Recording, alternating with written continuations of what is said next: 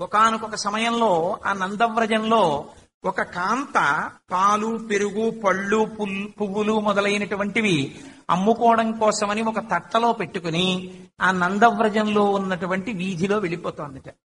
ఆ వెళ్ళిపోతున్నటువంటి కాంత మనస్సులో ఏ కోర్కెతో బయలుదేరింది.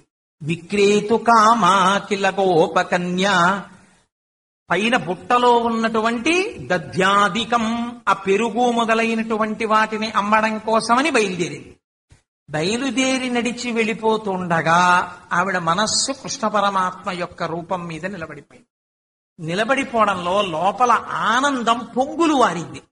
ఆనందం పొంగులు వారిపోతే అది లోపల ఉండలేకపోయింది. అమ్ముకునేటటువంటి వాళ్ళు ఏదో పాలు పెరుగో పువ్వులో పళ్ళో అని ఏదో అరుస్తుంటారు. ఆవిడ బుట్టలో ఏ పదార్థాలు అమ్మడానికి వచ్చిందో ఆ పదార్థాల పేర్లు అరవాలి. కానీ ఆవిడ